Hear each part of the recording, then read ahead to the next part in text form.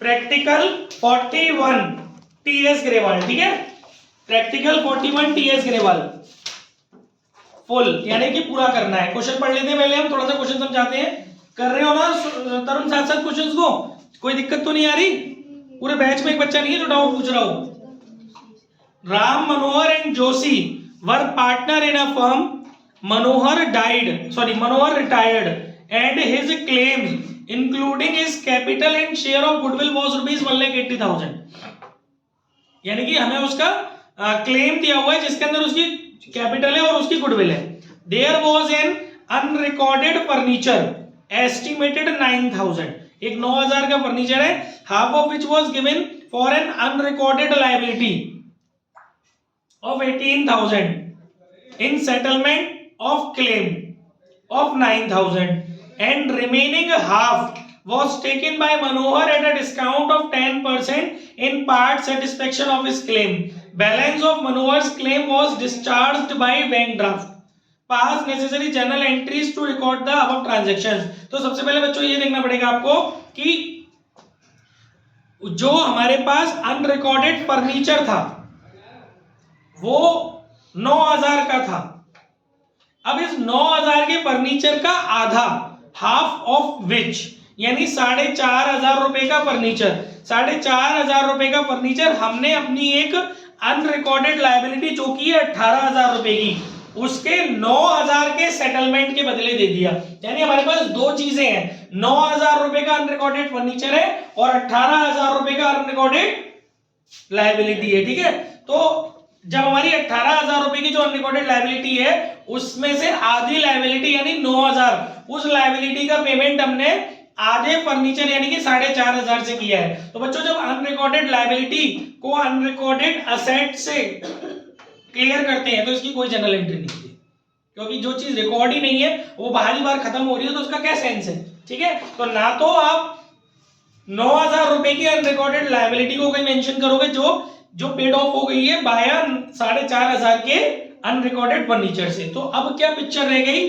अब रह गया 4,500 रुपए का अनरिकॉर्डेड फर्नीचर और 9,000 रुपए की बची हुई अनरिकॉर्डेड लायबिलिटी। इसके लिए क्या हुआ? And remaining half was taken by, मतलब बाकी की बची हुए जो 4,500 रुपए के अनरिकॉर्डेड फर्नीचर है, remaining half was taken by Manohar at a discount of 10%। यानी मनोहर जो कि एक रिटायरिंग पार्टनर है वो ले गया 10% डिस्काउंट पे। 4,500 का 10% करोगे 450, यानी वो कितने में लेके गया बच्चों? 4,050 में, 4,050 रुपीज में 450 लेस करके 4,500 में से 4,050 रुपए में वो ले गया। ओके, तो गाइज यानी कि आपको एक बात समझ में आ गई कि आपकी जो अनरिकॉर्डेड, आपको एक बात पता है, कभी भी कोई अनरिकॉर्डेड असेट्स होती है अगर उसको कोई पार्टनर लेके जाता है तो उसकी दो एंट्री कर देना। पहले तो हम अनरिकॉर्डेड असेट्स की फाइंड होने की एंट्री करेंगे।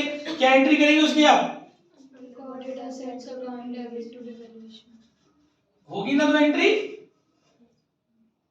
Unrecorded furniture account debit to revaluation account 4,050, ये चीज मेन है। आपको 4,050 मेंशन करना है उसमें, भले ही वो अनरिकॉर्डेड असेट्स 4,500 की थी, लेकिन जितने में वो टेकन ओवर हो रही है उस अमाउंट को मेंशन करते हैं। यहाँ पर रिकॉर्डेड होती तो 4,500 से काम चलता, अनरिकॉर्डेड है और कम में कोई पार्टनर ले जा रहा है तो फिर उतने से ही आपको पास आउट करनी है। फिर उसके बाद इसको आप क्या करेंगे? इसको पार्टनर को दे दे रहे हैं तो क्या एंट्री करेंगे? कौन ले गया? Manohar's capital account debit to furniture या अनरिकॉर्डेड फर्नीचर, ठीक है। क्या कर रहे हो? अनरिकॉर्डेड फर्नीचर क्यों? रिकॉर्ड हो गया, कुछ गलत हो रहा है ना? अनरिकॉर्डेड फर्नीचर, ठीक है। बात ध्यान से समझना, एक एंट्री आपकी ये हो गई, ओके, ये आपकी दो एंट्रियां हो गई, क्लियर हो गया। और इसमें देखिए अब एक बात आ रही है कि वो अनरिकॉर्डेड लायबिलिटी जो है 9,000 रुपए की, एक तो गई 9,000 की, तो गई, बची हुई जो 9,000 की उसके बारे में कुछ नहीं करा तो वो अनरिकॉर्डेड लायबिलिटी की एंट्री कर दो इंक्रीज इन लायबिलिटी वाले कॉन्सेप्ट से। तो उसकी एंट्री क्या होगी?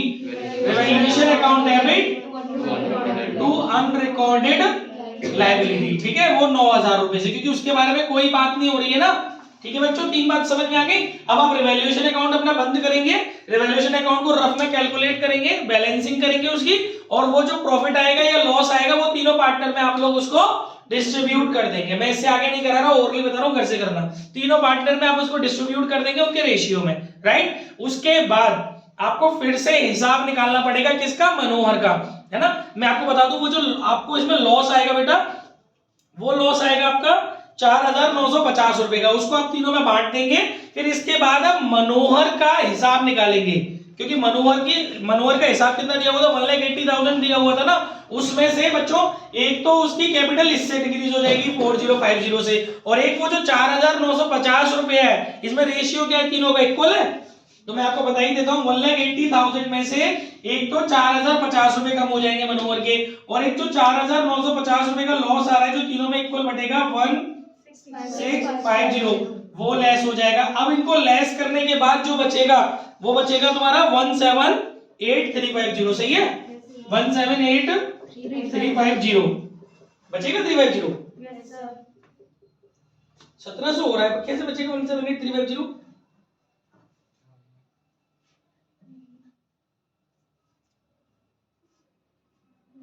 घंटा 1,74,300 बचेगा, बता भी नहीं रहे हो, 1,74,300। अब बोल रहा हूं कहां से बच जाएगा ये अमाउंट? अच्छा ये बचेगा बेटा 1,74,300, क्लियर है? तो ये वो अमाउंट है जो आपको देना है। अब आप एंट्री क्या करोगे उसकी? एक तो एंट्री आप कर ही चुके, Manohar's capital debit to unrecorded furniture, तो आप उसको पेमेंट दे चुके ना, फर्नीचर दिए, क्या करा इसे? ये तो आपने कर ही दी एक एंट्री, है ना। दूसरी अब आप बची हुई एंट्री कर दोगे, कहां से बच जाएगा? क्यों मैंने 1,80,000 में से 4,000 का 1,76,000, 1,76,000 में से 1,75,000 सही तो है बेटा, 1,74,300 यही तो बचेगा। अब आप उसका पेमेंट करो ना मनोहर का।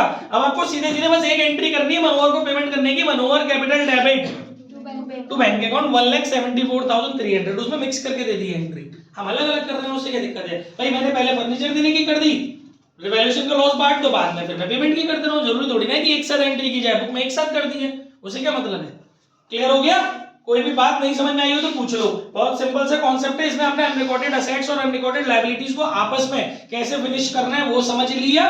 फिर जो आपको थोड़ा बहुत पेमेंट दिया हुआ था रिटायरिंग पार्टनर को कितना पे आउट करना है उसको और आपने करेक्ट किया, फिर उसके बाद आपने उसका पेमेंट किया, पेमेंट के पैटर्न में थोड़ा सा आपने उसको असेट्स दे दिए, बाकी अमाउंट आपने उसको कैश में या बैंक में पे कर दिया। ये सब कॉन्सेप्ट आपको इसमें फॉलो करना है, ठीक है? कोई भी बात नहीं समझ में आई हो तो पूछ लो, आगे बढ़ रहा हूं वरना मैं, ठीक है भाई? किसी को पूछना हो तो अपने आप से पूछेंगे, ईमानदारी आपकी है। इसके बाद नेक्स्ट क्वेश्चन है एग्जाम्पल 48 डीके।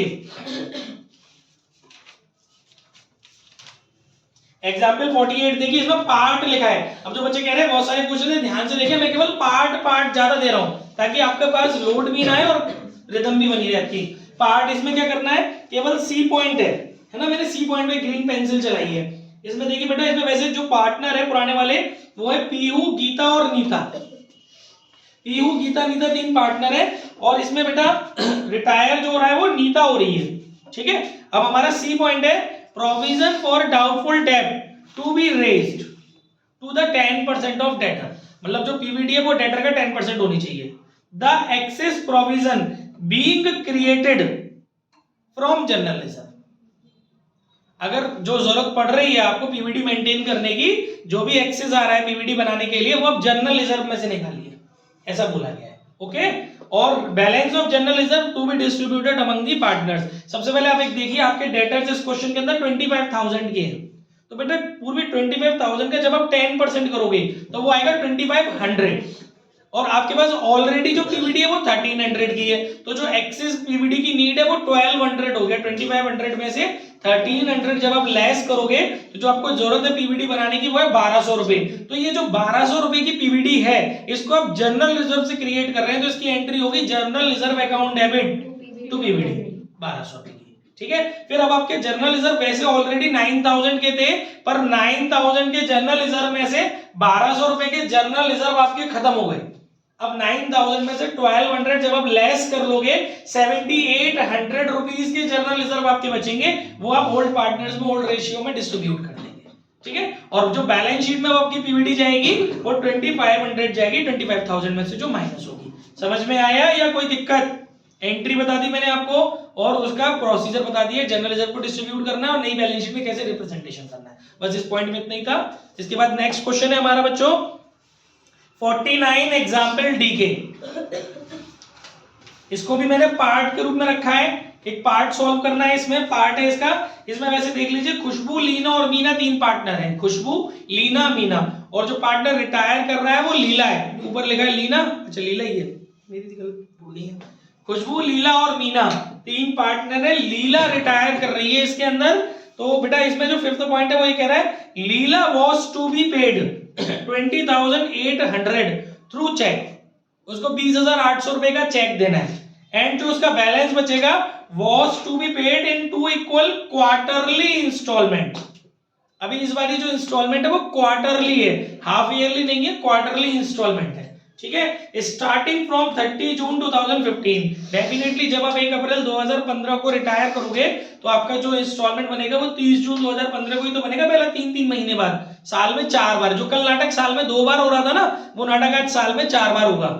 आप सबसे पहले बैलेंस कैरी फॉरवर्ड करके लाओगे लीना का, उसका कैपिटल अकाउंट बनाने के बाद। मेरी बात समझ में आ रही है? सबसे पहले तो ध्यान रखना, लीना का जो कैपिटल अकाउंट बनाओगे उसमें जो उसको 20,800 रुपए का चेक दिया जा रहा है वो कैपिटल अकाउंट में ही पेड ऑफ करना है, उसको एग्जीक्यूट में लोन अकाउंट में मत ले आना।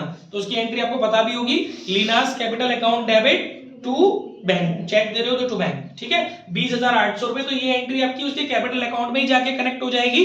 अब उसका जो बैलेंस बचेगा उसकी एंट्री आप कर लोगे Leena's capital account debit to Leena's loan account, फिर आप इसे लोन अकाउंट में कैरी फॉरवर्ड करके ले आओगे। Date will be 1 April 2015। Guys अब इस पे यहाँ पे आपको इस वाले आउटस्टैंडिंग अमाउंट पर जो भी अमाउंट आएगा मैं आपको बता देता हूँ देख करके। ये जो अमाउंट आएगा बेटा ये आएगा आपका 70,000 रुपए का।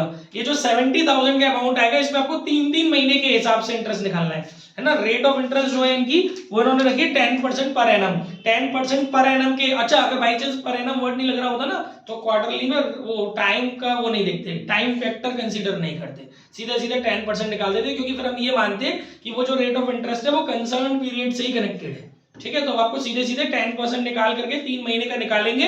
और कल प्रोसीजर मैंने आपको बताया था लोन अकाउंट को प्रिपेयर करने का, सिर्फ कैलकुलेशन चेंज हुई है। 3 महीने बाद 30 जून को आप बाय साइड में रखोगे, क्योंकि एंट्री आपको पता है जो भी लोन की इंटरेस्ट है वो लोन अकाउंट में क्रेडिट हो जाएगी पार्टनर की, है ना। Interest account debit to loan account, वहां चली जाएगी पार्टनर्स लोन अकाउंट। फिर उसके बाद आप उसका पेमेंट करोगे। कितनी क्वार्टरली में करना है आपको? 2 इक्वल क्वार्टरली इंस्टॉलमेंट, 2 ही इंस्टॉलमेंट में आपको खत्म कर देना है। यानी 70,000 रुपए की 2 इंस्टॉलमेंट बनती है 35,000 रुपए, 35 प्लस इंटरेस्ट। फिर अब जो रिमेनिंग आउटस्टैंडिंग बैलेंस बचेगा वो 35 बचेगा। बैलेंस दिखाना मत बचा के, क्योंकि आप कोई बीच में थोड़ी ना अपने अकाउंट क्लोज कर दोगे, जो बैलेंस शीट निकाल दोगे, वो रफ में निकालना बैलेंस। फिर उसको आप अगला क्वार्टर आएगा फिर बेटा सितंबर के बाद, सॉरी जून के बाद अगला क्वार्टर आएगा आपका सितंबर को, 30 सितंबर को। फिर आप इंटरेस्ट डालोगे 3 महीने की रिमेनिंग 35,000 में, क्योंकि 70 में से 35,000 का अमाउंट तो चला गया ना, प्रिंसिपल अमाउंट चला गया। 35,000 पे फिर निकालोगे और फिर उसको पूरा पेड ऑफ कर दोगे इंटरेस्ट जोड़ करके, और ये खत्म हो जाएगा। बॉस हाँ बोलो, कुछ पूछ रहे थे? समझ आ गया।